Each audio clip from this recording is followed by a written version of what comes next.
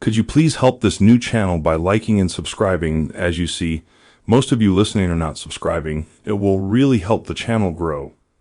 Thank you so much.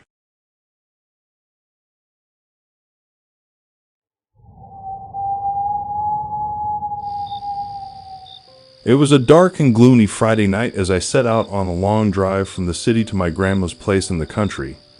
The rain was pouring down in sheets, the wipers on my old sedan struggling to keep up. I hated driving in weather like this, but I had promised Grandma I'd come for the weekend and I didn't want to let her down. As I merged onto the winding country road, I couldn't help but feel a sense of unease. The towering trees on either side of the road seemed to loom over me, casting eerie shadows across the pavement. It was so isolated out here, with hardly any other cars in sight.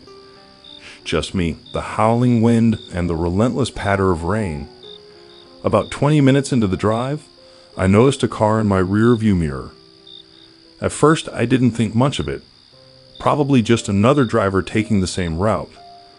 But as the miles ticked by, the car stayed glued to my bumper, never attempting to pass. I gripped the steering wheel a little tighter, my heart starting to race. I tried to tell myself I was being paranoid, that the other driver was probably just lost or in a hurry. But something about the way that car was following me, so close and unblinking, sent a chill down my spine. I sped up, putting some distance between us, but the other vehicle easily kept pace. When I spotted a gas station up ahead, I decided to pull in and see if I could lose my mysterious pursuer. As I filled up my tank, I kept glancing nervously at the rearview mirror. Sure enough, the other car had slowed to a stop just outside the station, the driver sitting there motionless, watching. I hurried back to my car, my hand shaking as I turned the key in the ignition. As I pulled out of the station, the other vehicle immediately fell in behind me once more. I considered stopping and confronting the driver, but the idea of being alone with that ominous figure terrified me. Instead, I called the police, trying to remain calm as I explained the situation. "Don't worry, ma'am. We'll send someone right away," the dispatcher assured me. "Just stay on the line and keep driving." I did as instructed, my foot pressed firmly on the gas pedal. The other car continued to follow, never falling behind. I glanced anxiously at my rearview mirror, my stomach twisting with dread. Or was that officer? After what felt like an eternity, I finally spotted the flashing lights of a police cruiser in my mirror. It quickly caught up, and the officer motioned for me to pull over. I did so, relief flooding through me. The officer approached my car, his hand resting on his holstered weapon. "Ma'am, are you all right?" he asked, peering in the window.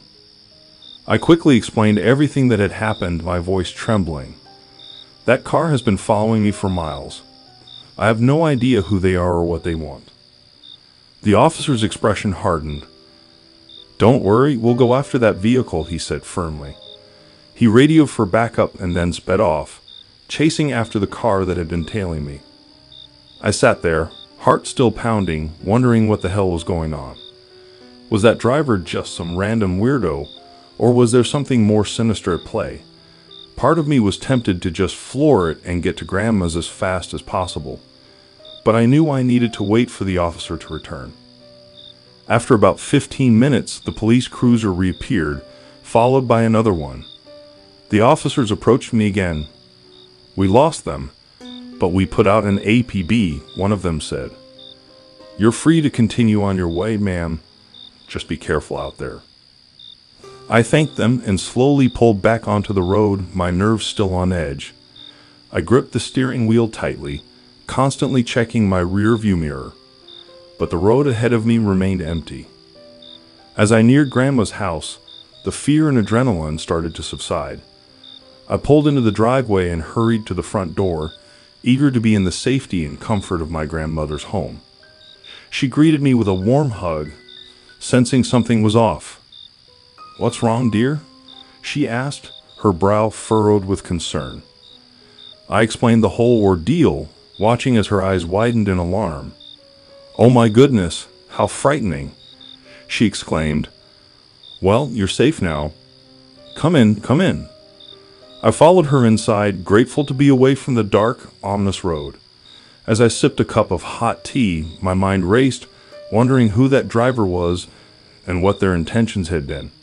Had they simply been trying to scare me, or was there something more sinister at play? I suppose I'll never know for sure.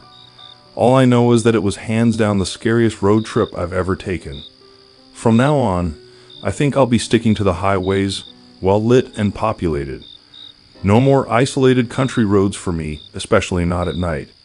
One thing's for sure, I'll be extra cautious the next time I have to make the drive to Grandma's house.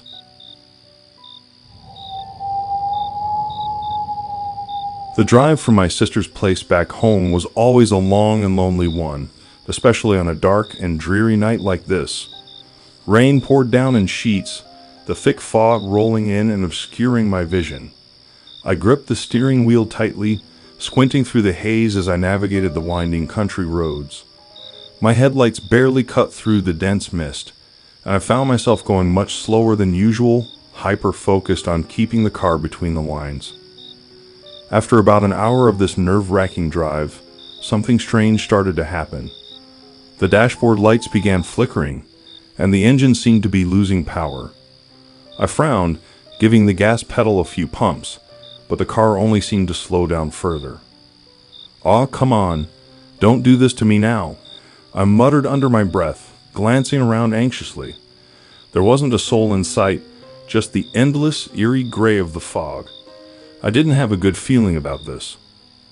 I pulled over to the side of the road, heart pounding as the car sputtered and died.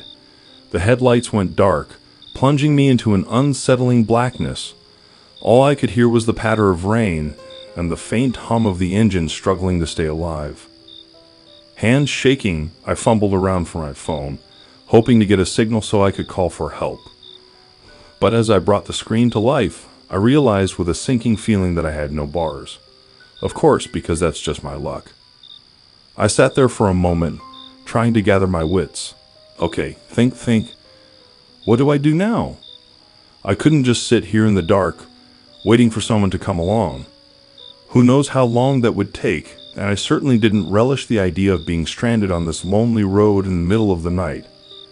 Steeling my nerves, I decided to pop the hood and take a look, even though I didn't know the first thing about car repairs.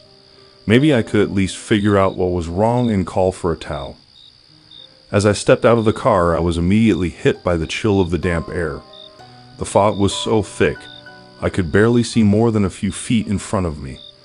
I hurried to the front of the car, lifting the hood and peering inside, squinting in the dim light. Everything seemed to be in order, as far as I could tell. The battery was still connected. The engine wasn't making any weird noises. I frowned, thoroughly confused. What the hell was causing the power loss? Suddenly, I became aware of a strange sound coming from somewhere nearby. It was faint at first, just a barely perceptible rustling.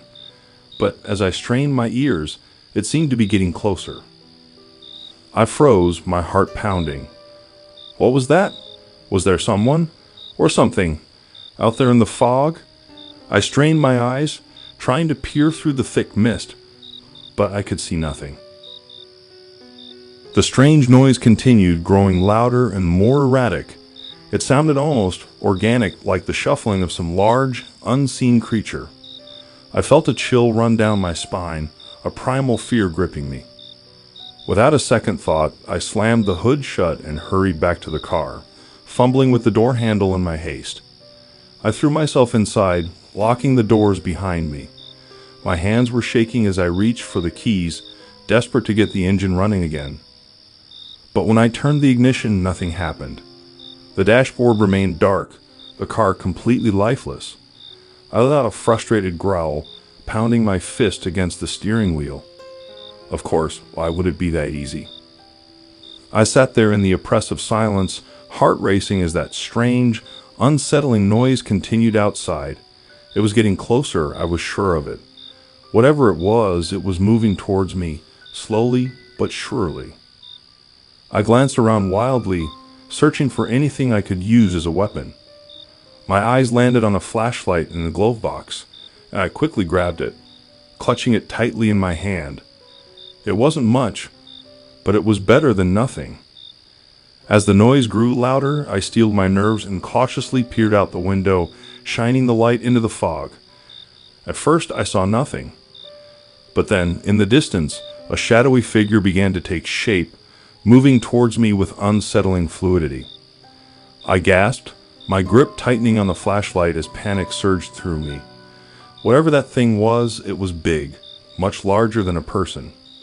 And the way it was moving so unnaturally sent a shiver down my spine. To this day, I have no idea what that thing was that I saw in the fog. A figment of my imagination. Some kind of strange, unknown creature.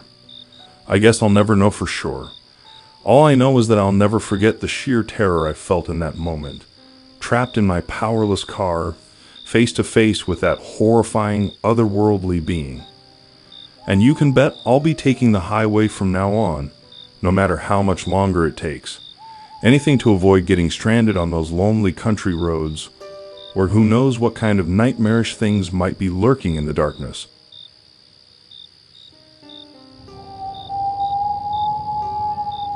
It was a cold, clear night as I drove down the lonely stretch of highway, heading back home after a long day at work. The radio was playing softly, but I wasn't really listening. My mind was elsewhere, focused on the long drive ahead of me.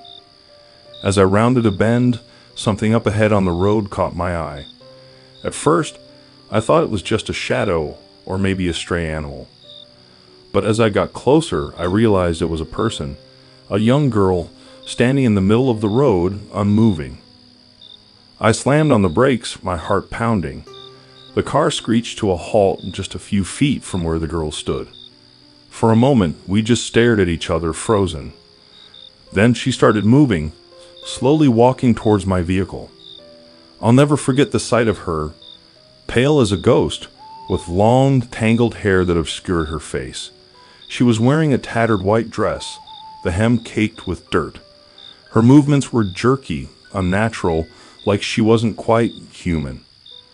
Panic surged through me and I frantically jammed my foot on the gas, peeling out onto the highway.